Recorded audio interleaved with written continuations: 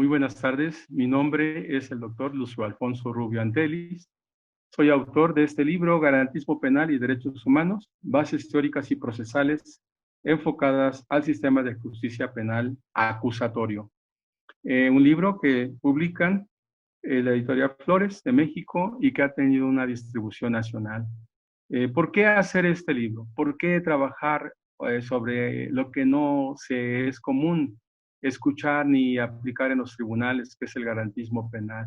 Bueno, en primera parte, porque esto es formó parte, este texto, de lo que fue mi propuesta de tesis en un doctorado que se abrió en la Universidad de La Mancha Castilla hace muchos años, que inició en la Comisión Nacional de los Derechos Humanos en México, en la Ciudad de México, y que continúa allá en La Mancha, precisamente en La Mancha Castilla. Este libro contiene elementos, bases y directrices para que cualquier persona pueda entender en primera parte qué es el garantismo penal, pero que también pueda aplicarla a su labor diaria, ya sea como abogado, estudiante, profesor, académico, investigador o inclusive asesor legislativo del Poder Ejecutivo y, ¿por qué no?, también en este caso del judicial. Este libro tiene como objeto que todas las personas empiecen a familiarizarse con estos términos y sobre todo con un ámbito que es sumamente delicado, que son los derechos humanos.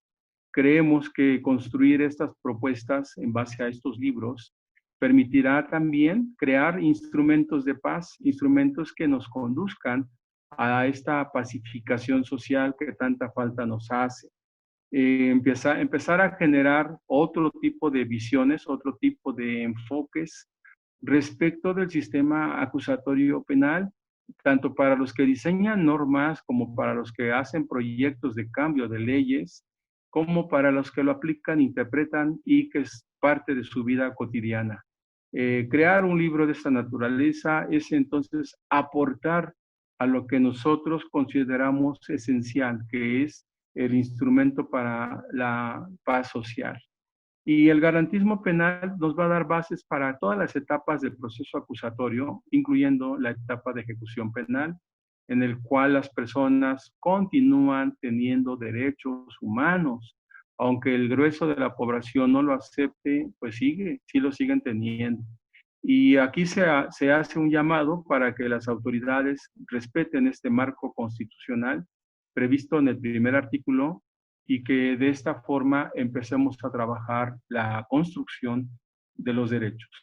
Con todo ello, es por lo cual consideramos importante que se adentren al conocimiento de estos elementos. Muchas gracias, muy amables.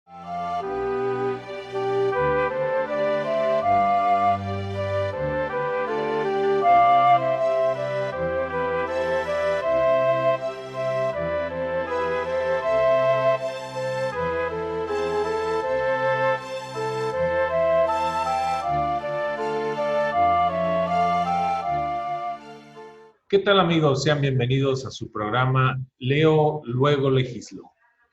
El día de hoy nos acompaña un autor, que es el doctor Lucio Alfonso Rubio, que tiene la obra Garantismo Penal y Derechos Humanos. En esta obra ha escrito él sobre las bases teóricas y procesales enfocadas al sistema de justicia penal acusatorio. ¿Qué tal, doctor Lucio Alfonso? Sea usted bienvenido. Buenas tardes. Buenas tardes. Muchas gracias, Bernardino. Con el gusto y el placer de estar con ustedes, estar con este amable auditorio que esperemos sea de provecho lo que aquí se va a explicar. Muchas gracias por acompañarnos a este canal Parlamento. Doctor, yo creo que uno de los nuevos paradigmas en el sistema de justicia penal, no solamente en México, sino también en el mundo, ha sido el tema de los derechos humanos. ¿Cómo acompañar, cómo emprender esta parte de la aportación de los derechos humanos al sistema penal acusatorio? ¿Cómo entenderlo?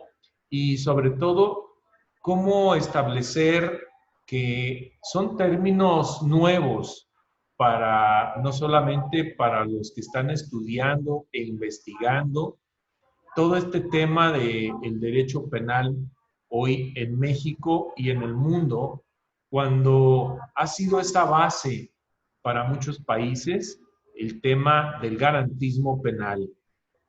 Doctor, nos gustaría, en términos muy coloquiales, que nos dijera qué es el garantismo penal y su relación con los derechos humanos, si es tan amable. Sí, con mucho gusto, pues es un placer de veras estar con ustedes. Yo espero que todo lo que aquí, lo poco o mucho que se pueda explicar, sea de utilidad práctica, no solo teórica, sino práctica para toda la comunidad jurídica, abogados, estudiantes, maestros y en general todas las personas que están interesadas, comprometidas y sobre todo que lleven una verdadera praxis de lo que es el derecho, de lo que son los tratados internacionales y de lo que es la realidad que estamos viviendo. Yo lo quiero hablar de esta forma porque en este libro empezamos precisamente, en el libro que estamos comentando, que es nuestra autoría, si yo quisiera, me permitieran, lo exhibiera, la portada, y que es la base sobre la cual vamos a charlar el día de hoy. Bueno, pues se trata de que empecemos por un primer concepto, Bernardino. Les quisiera comentar a todos ustedes que este sistema, a pesar que ya tiene su tiempo, aquí en el estado de Morelos, se implementó en el año de 1998. Entonces ya llevamos un buen tiempo con este sistema, 2008, precisamente, el año 2008, ya llevamos un buen tiempo con este tipo de práctica y con las praxis, errores y ensayos. Entonces ya tenemos cómo establecer parámetros. Primero, no se llama sistema adversarial. Yo quisiera que esto quedara muy en claro porque hemos adoptado términos anglosajones, no son propios de nuestra literatura ni de nuestro lenguaje ordinario como mexicanos, como realidad mexicana, como realidad latinoamericana, no es la nuestra. Adversary es un término anglosajón y sí significa contrario, efectivamente. Y sí usamos la palabra adversario, pero no adversarial. Esa es una conjugación que hacen los que empiezan con este sistema en México, la adoptan, más bien la equiparan, y es como, por ejemplo, cuando decimos parquear, no existe la palabra, es un anglicismo, y lo utilizamos coloquialmente. Entonces, la palabra adversarial no aparece en el diccionario de la Real Academia de Español. Es importante que aclaremos estos conceptos porque son parte de nuestro sistema. Y yo me pregunto a mis alumnos en la academia, en la universidad, de repente la gente, los litigantes, ¿no? Oye, entonces, ¿cómo se llama? Como está en el artículo 20. El artículo 20 claramente precisa, aclara y está hasta por escrito, que es lo mejor, dice sistema acusatorio penal y oral. Dice acusatorio, jamás dice adversarial. Lo lamentable, Bernardino, es que se han hecho cantidad de libros, se han hecho cantidad de conferencias como las que hoy estamos siendo testigos en estos medios pandémicos, en esta época de contingencia sanitaria. Estamos viendo que se sigue empleando esa expresión y no puede tener esta connotación en nuestro ámbito de la realidad mexicana. Dejémoslo jurídico, ya la Constitución lo dice muy claro. Una vez que se ha hecho esta precisión, yo paso a contestar la pregunta, ¿qué podemos entender del garantismo penal? El garantismo penal va a darnos un conjunto de garantías, llamadas así, como elementos propios que restringen la actividad estatal en el sentido de que debe respetar derechos que para México son humanos y que para el sistema europeo son derechos fundamentales, incluyendo algunos otros sistemas jurídicos como el colombiano, que también lo adopta como derechos fundamentales. ¿Cómo resolvemos esta problemática conceptual que muchas veces influye en el ámbito académico y del académico se va al jurídico y del jurídico jueces, magistrados, abogados, litigantes empiezan a hablar y decir que son derechos fundamentales diferentes a derechos humanos. No es cierto. No hay una diferencia conceptual ni ninguna diferencia terminológica, material o de alguna otra índole, porque los derechos que están en toda constitución, obviamente son derechos constitucionales, pero para nosotros se llaman derechos humanos, y lo dice el artículo primero de la Constitución Política de los Estados Unidos Mexicanos, pero también si nos preguntan a qué sistema defensor de derechos humanos pertenecemos, nosotros pertenecemos, México, al Sistema Interamericano de Derechos Humanos. Jamás dice Sistema Interamericano de Derechos Fundamentales. Tampoco dice Corte Interamericana de Derechos Fundamentales. Dice de Derechos Humanos. Y bajo ese tenor empezamos a aclarar este mundo de conceptos que a veces nos invaden y que a veces nos crean confusiones, pero que nosotros tenemos la obligación académica, obligación como en este caso investigadores, autor de libros, para que podamos emplearnos con la debida propiedad, con el debido sentido y sobre todo tengamos siempre presente que al establecer una precisión conceptual me permite ubicar mejor en el lugar en donde yo me encuentro. Si me preguntan en qué calle vivo, en qué colonia, obviamente conozco en qué estado de la República Mexicana. Así, cualquier persona ubica bien su domicilio y no tiene problemas de desubicación. Bajo este tenor, la importancia que tiene entender al garantismo penal como un conjunto de herramientas, como un conjunto de límites que se imponen a la autoridad, va a ser tan importante que hoy hablamos de jueces garantistas, porque estamos viendo que son aquellos que les corresponde limitar su actividad a lo que la norma establece, a las garantías que están en la norma. Por ejemplo, cuando una persona es detenida y presentada ante un juez de control, como juez garantista, tiene que preguntarle a este particular, a esta persona, bajo el principio de presunción de inocencia, bajo los principios que regulan la legalidad, la seguridad jurídica y los derechos humanos que están en el artículo primero de nuestra Constitución, deberá preguntarle si sabe y le hicieron saber o conoce cuáles son sus derechos que tiene en dicha audiencia y si sabe qué elementos tiene para que él sepa por qué razón está presentándose ante un juez en una sala de audiencias. Esto cambia mucho el paradigma que venían teniendo jueces anteriores, los jueces del sistema inquisitivo, que jamás tenían contacto en ningún momento con la persona que estaba detenida. Entonces, aquí lo interesante es pensar que estamos ya en un estado de legalidad. El garantismo penal, entonces, sí tiene ese fundamento para establecerlo como en todas las etapas del proceso penal. El garantismo va a tener una relación directa, inminente, con los derechos humanos, porque precisamente todas las autoridades deberán proteger, deberán, en este caso, llevar a cabo una serie de actos a favor de los particulares en cumplimiento estricto a lo que dice el artículo primero constitucional. Con esto yo quisiera saber si ya ha quedado clara esta dimensión o hace falta hacerlo más claro, más la explicación más sencilla. Por favor, Bernie, adelante.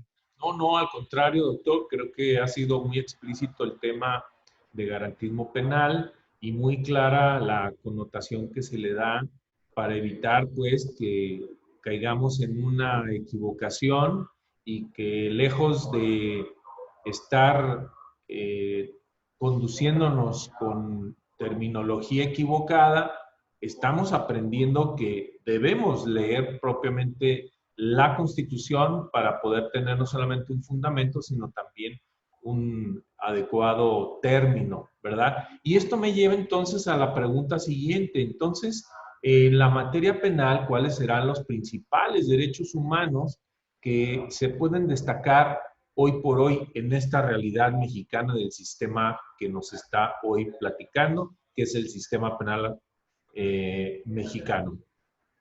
Sí, con gusto, cómo no. Bueno, uno de los primeros derechos que toda persona debe de conocer es cuando son detenidos, es decir, privados de su libertad por la autoridad, en este caso la policía.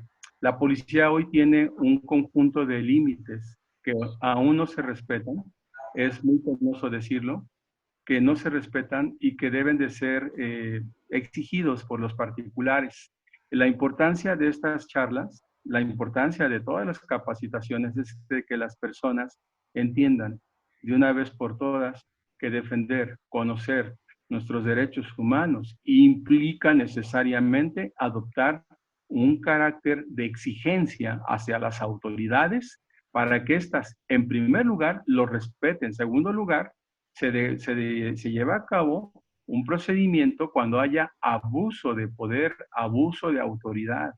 Y toda persona debe de saber que si es detenida, no debe de emplearse fuerza cuando no se está utilizando resistencia. Pero además, la policía aprensora, el cuerpo policíaco que lleva a cabo este tipo de actos, debe de estar preparado para entender en qué momento puede usar la fuerza, en qué momento no la debe de usar y generar un estado de certidumbre de tal manera que respete derechos humanos todo el tiempo y no solamente en la detención. Segundo momento, cuando una persona es detenida, debe de hacérsele saber por la misma autoridad por qué se le está deteniendo, por qué se está utilizando la fuerza. Una persona que no conoce de leyes debe de comunicar inmediatamente a su defensor, quien sea, qué tipo de trato recibió, cuándo fue detenido, si no fue torturado, si no fue lastimado, molestado o atacado en su persona, en su libertad, en su cuestión mental, en toda su integridad física y mental, para el efecto de que se determine que todos absolutamente debemos de obrar conforme a la legalidad, conforme a las reglas del procedimiento para que toda detención, todo acto de molestia sea legal, de tal manera que generemos una cultura de respeto a la ley. Como no se conocen estos términos, es muy lamentable que la gente los pase por alto, pero es más lamentable que no se haga algo por regular el estado de cosas que vivimos. Estoy hablando nada más de un momento procesal en el cual es importante conocer cómo influye esta información de lo que es el garantismo penal o que son los derechos humanos en cada una de las etapas del sistema acusatorio. Hablemos de la etapa de proceso penal.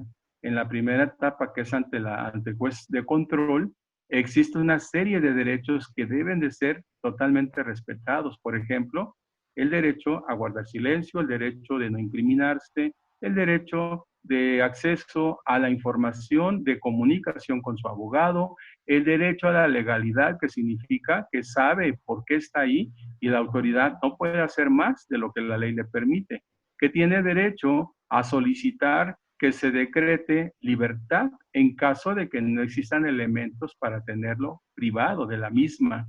El derecho de que tiene a un traductor, a un intérprete, si no habla el idioma español. Si es extranjero, el derecho consular. La autoridad debe de dar inmediatamente aviso a la embajada de esa persona que su conciudadano se encuentra detenido, privado de la libertad y procesado por determinado delito presunto delito. Tiene toda persona el derecho a la presunción de inocencia, lo que significa que no podemos dar a conocer su nombre, que si él quiere, la audiencia no es pública, puede ser privada, porque se puede lastimar su integridad, sus datos sensibles que él pueda tener, puedan ser dañados por la gente que pueda asistir a esas audiencias. Entonces, todos esos derechos están en el artículo 20 constitucional y se reflejan en el Código Nacional de Procedimientos Penales, pero también hay una serie de normas, todas ellas encaminadas a que se protejan los derechos. Ahora bien, el juez de control también tiene la obligación de conservar, proteger, velar, tutelar y en este caso garantizar los derechos humanos de las víctimas. Por esa razón, muchas veces no se presentan. Hay que proteger su identidad, hay que proteger sus elementos básicos, sus necesidades. Y si son menores, con más razón, no se debe dar a conocer ni su nombre, ni su rostro. Y cuando tiene que comparecer por algún interrogatorio que se tiene que practicar, deberá de hacerse a través de una pantalla, a través de un cuarto diferente de donde se está llevando a cabo la sesión, en este caso el procedimiento, la audiencia.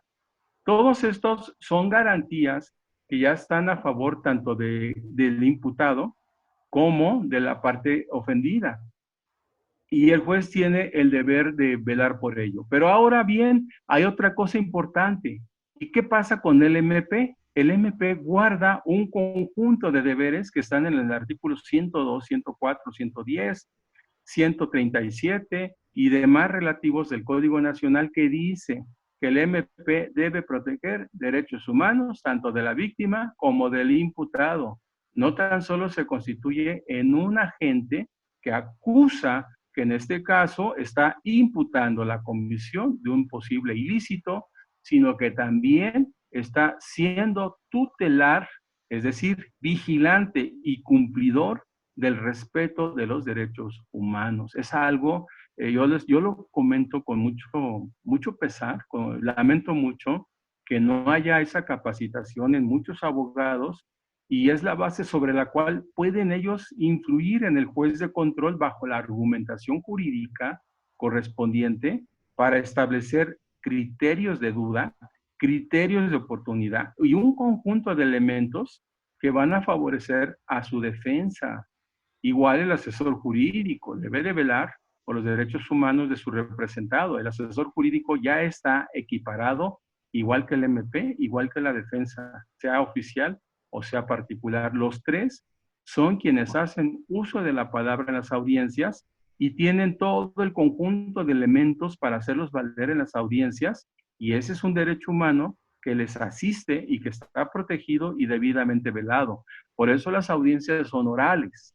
Y por eso el abogado que defiende a una persona en cualquier juicio debe de estar perfectamente bien documentado, debe de llevar todo el conjunto de argumentación para que esto sea efectivo durante las audiencias y se vea que efectivamente estamos ante un verdadero juicio y no se está simulando. Quisiera yo comentar que ya hay perversiones en el sistema acusatorio en México, en el cual ya se ponen de acuerdo el MP, se pone de acuerdo con la defensa, sea particular, y generan pues lo que significa un fraude a la ley, porque de repente ya no hay elementos, de repente el MP no encuentra más datos y ya no hace bien su trabajo y tiene que salir libre esa persona a pesar que sea esta la peor de todas, el peor de los delincuentes, y es cuando la gente se enoja y dice, ¿dónde está la justicia? ¿Y dónde está el derecho? ¿En dónde me están defendiendo? Si está saliendo libre. Y van y acusan al mismo juez, al sistema, cuando el juez no está obligado a reunir elementos probatorios, ni de acusación, ni de defensa, es neutral. Y le cargamos a él la responsabilidad cuando ésta recae en el Ministerio Público, en su capacidad de poder determinar, de tener en su poder que la persona no pueda obtener su libertad y que se le vincule a proceso. Entonces, todo esto es técnico, Bernardino. Yo todo esto lo comento porque lo vivimos continuamente en cualquier tribunal, no tan solo de aquí, hemos ido a Baja California, tribunales de Zacatecas, de diferentes entidades federativas, y en todas vamos a observar este tipo de problemas, porque estamos constantemente en un ir y venir del sistema acusatorio, en un ensayo de error, y esto va a provocar necesariamente afectación de derechos humanos de las personas que están sometidas a un juicio. Adelante. Doctor, entonces, de acuerdo a esta obra, Garantismo Penal y Derechos Humanos, ¿qué contenido, qué provecho se le da a la comunidad académica, jurídica y estudiantil que usted pueda destacar? Bueno, pues primero es una fuente de consulta seria. Quiero decir, Bernardino, no leyeron algo de mi trayectoria, pero yo soy ex becario de CONACYT. Yo hice mi doctorado aquí en la Universidad Autónoma del Estado de Morelos, pero financiado por CONACYT. Entonces, estas obras son científicas, Son obras que tienen respaldo, tienen en este caso la seriedad y la veracidad de lo que se está asegurando es efectivo. El impacto, la utilidad, el provecho que la comunidad pueda obtener de estos textos es que van a formalizarse diferente a todos los demás. Las universidades no nos están dando esta oportunidad porque sus cursos son básicos, son cursos donde estamos preparando tecnócratas del derecho, pero no estamos preparando abogados. ¿Qué diferencia hay entre un tecnócrata y un abogado? El tecnócrata te lleva un juicio, te sabe expresar, sabe técnicas, sabe habilidades y destrezas. Todo es técnico, todo está en la norma, en la ley, en el proceso penal.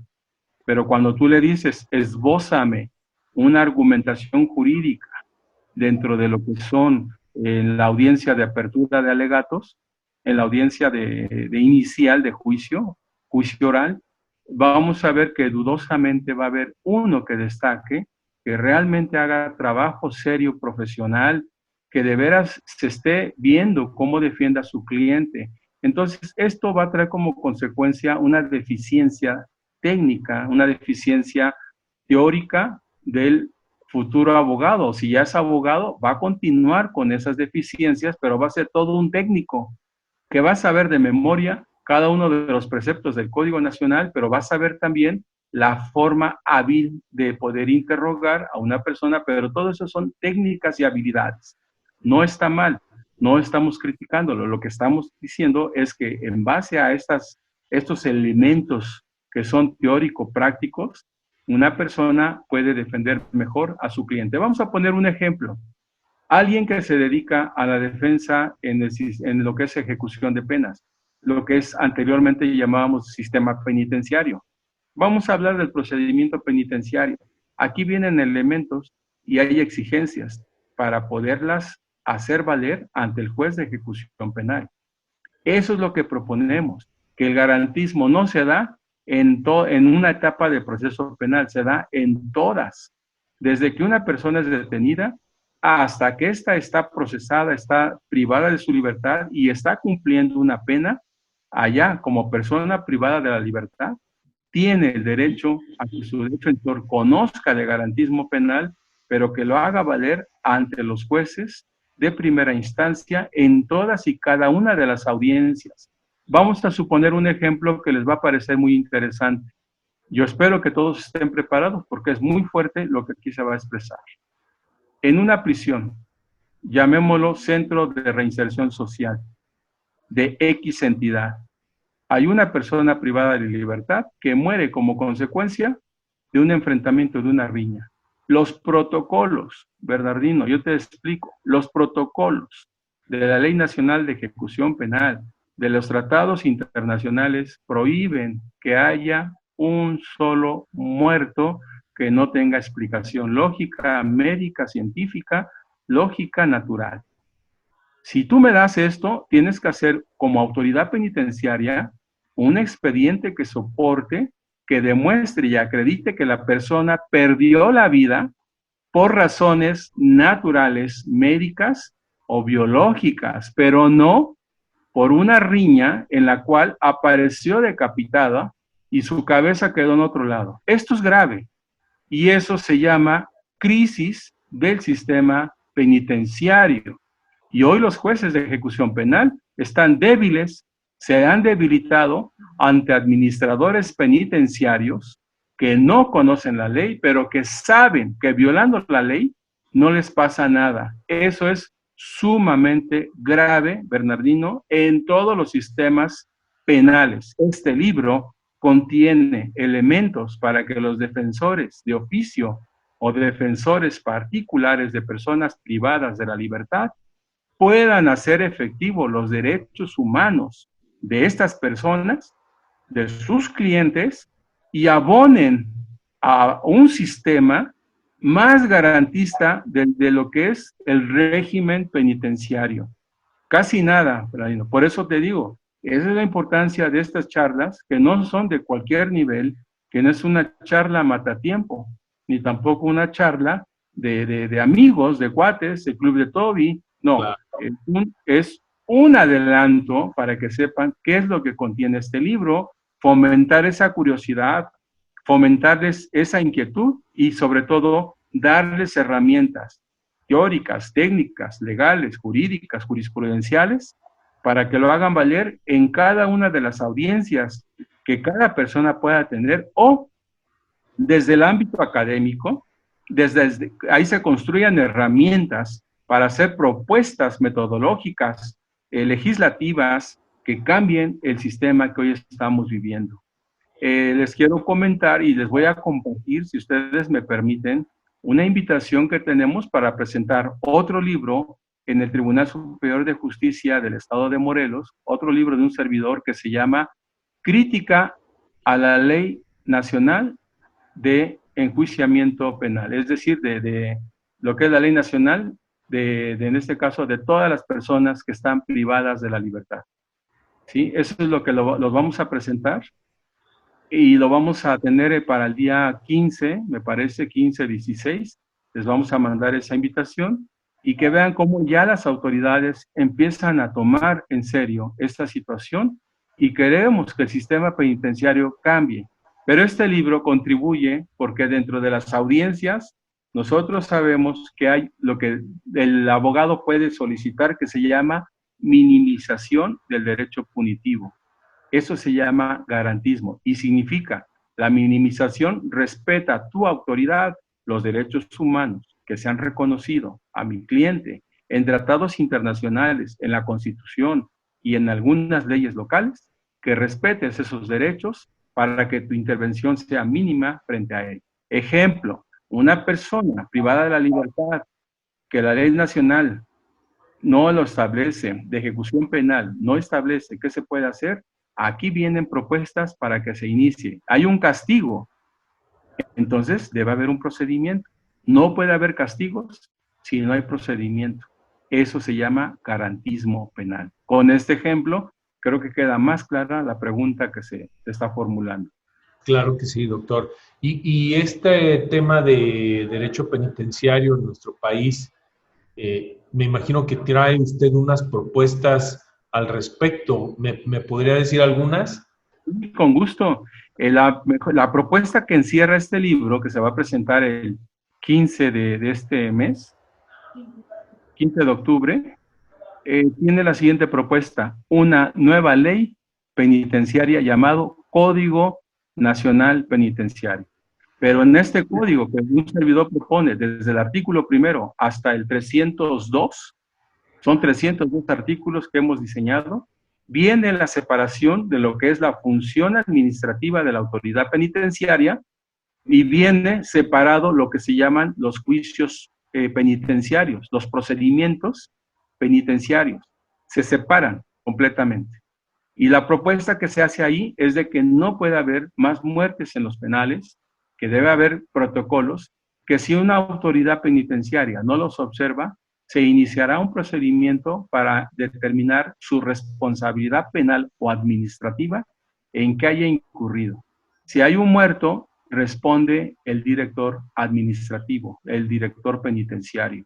Eso es lo que proponemos, Bernardino. Y creo que no ha sido muy bien recibida en la Cámara de Diputados Federal, porque para ellos no les representa negocio, no les representa dinero que les pueda dejar, porque no representa ninguna manera de corrupción. Es una de las leyes que hemos hecho con toda la intención de que no exista violencia, ni muertes, ni nada que afecte los derechos de la población que se encuentra privada de la libertad y que de algunos autores le han llamado población carcelaria, población penitenciaria, pero que hoy son población privada de la libertad. Aunque nos cueste más trabajo, hoy se llaman PPL, personas privadas de la libertad. Esa es una aportación, una más, de lo que estamos haciendo, ¿verdad? Y no, la gente no nos conoce, pero como ustedes, que se están preocupando porque la gente conozca otras dimensiones que nadie está incurriendo, yo no he encontrado otro libro que me hable de garantismo penal y derechos humanos en el sistema acusatorio. Todo mundo se está dedicando a la técnica. Todo mundo te habla y te escribe de cómo es el control en las audiencias, te describen cómo son los peritajes, te dicen cómo hay que interrogar, y cantidad de libros que se han escrito en esta materia. Habría que pararse a una librería en la Ciudad de México, como lo hice el día de ayer, que estuvimos por allá. Deberías de ver cuánto libro hay en técnicas, habilidades y destrezas. Yo no encontré uno solo en garantismo penal en el sistema acusatorio, pero un garantismo penal que, como en este libro que se expone, deba de estar tanto desde que detienen a una persona hasta que se continúan cada una de las etapas, la de control, la intermedia, la audiencia de juicio oral, la de sentencia, apelación, después viene ejecución penal, hasta amparo, todo en una sola obra que nos diga esto se aplica en todas las etapas, no en una, porque esto no es una fórmula, no es un ingrediente. El garantismo penal es un conjunto de herramientas que van a poner límites al poder de la autoridad punitiva, incluso de la autoridad penitenciaria, que eso es lo que estamos proponiendo, Bernardino. Muy bien, doctor. Pues por último, ¿cómo destaca la aportación que realiza este libro a los sistemas de justicia, tanto al acusatorio penal como también qué aportación destacaría a los órganos jurisdiccionales de esta materia? Muy bien. Bueno, pues primero enseñar que el garantismo penal va a obligar al juez penal, al juez de primera instancia, al de segunda instancia, que son magistrados del tribunal, los va a obligar a estudiar. Obviamente, que no es de que ellos sepan y que nosotros los ofendamos, que no ellos no conozcan derechos humanos, no. A ver, un momento. Lo que tú conoces, mis respetos, pero sí te vamos a obligar a que te capacites, te estudies más, tengas otro perfil, tengas otra visión para que entiendas qué es el garantismo penal. No me lo minimices, tampoco lo presentes como un simple dictado de auto.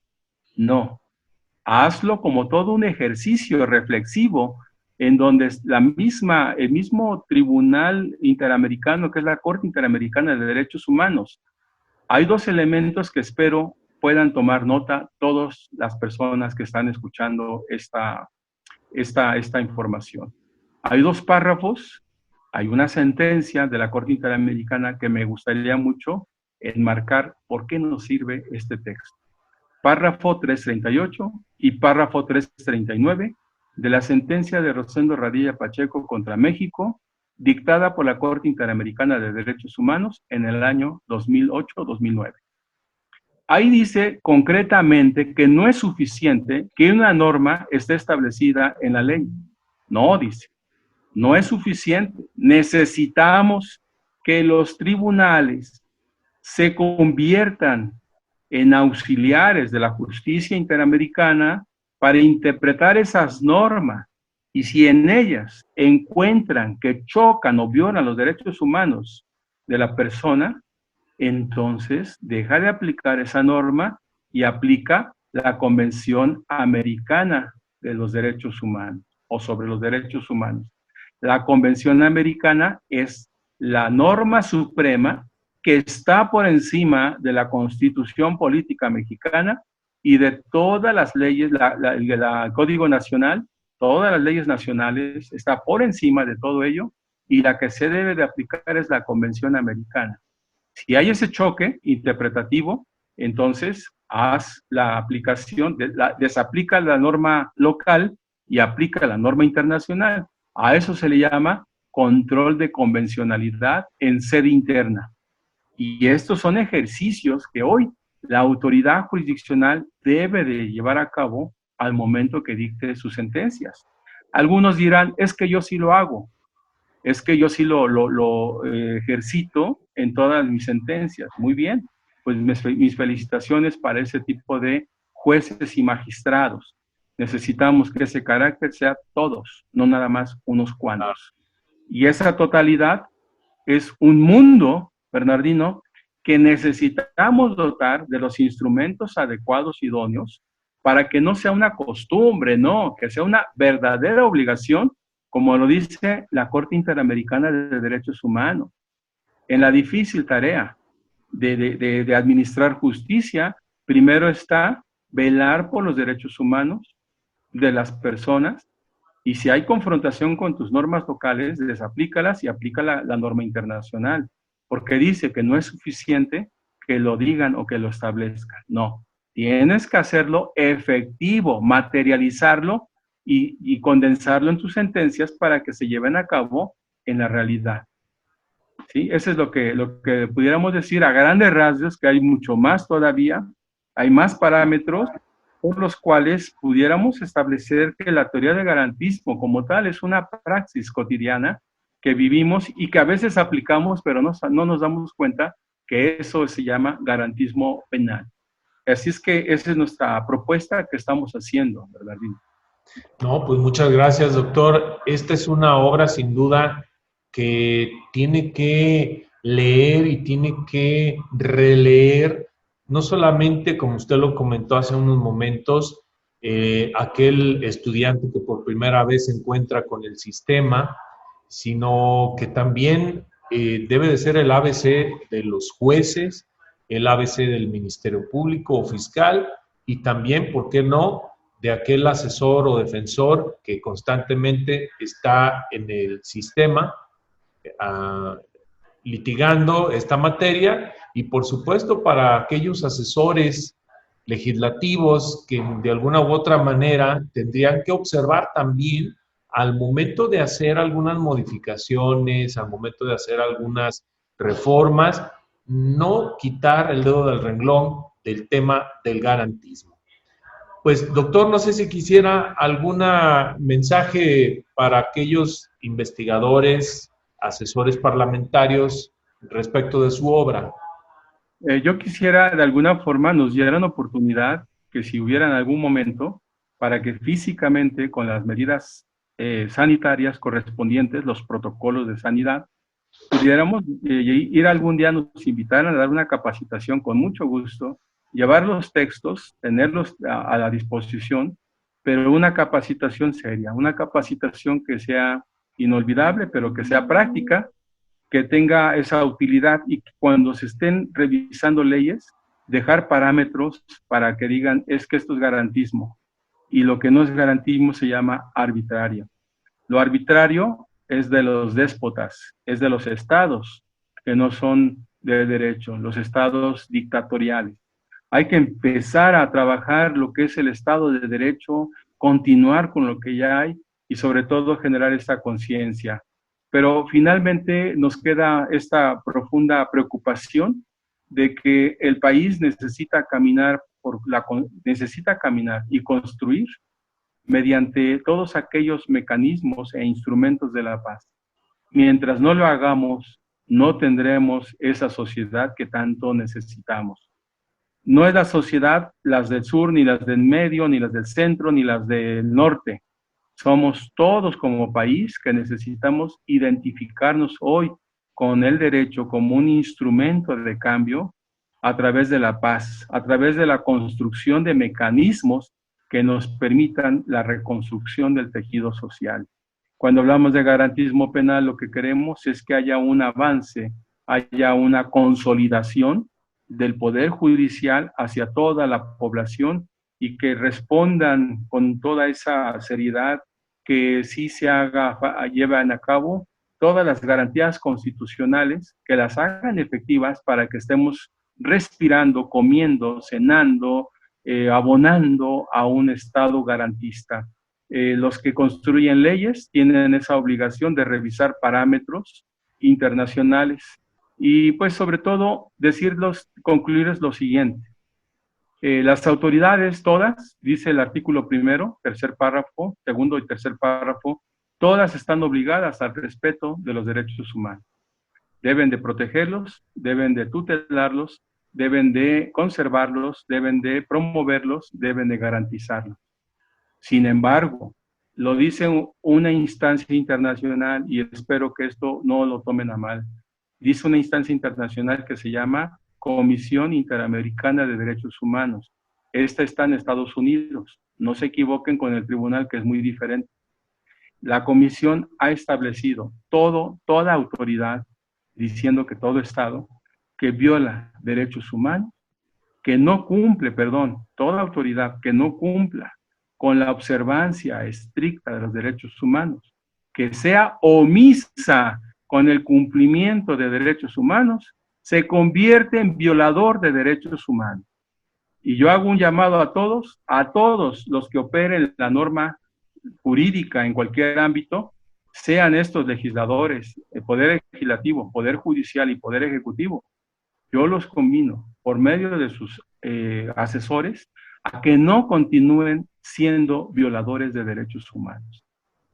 Por eso es mi llamado a un Estado de derecho, a un Estado democrático y constitucional de derecho, para no convertirnos en violadores de derechos humanos. Los particulares no tenemos esa amenaza.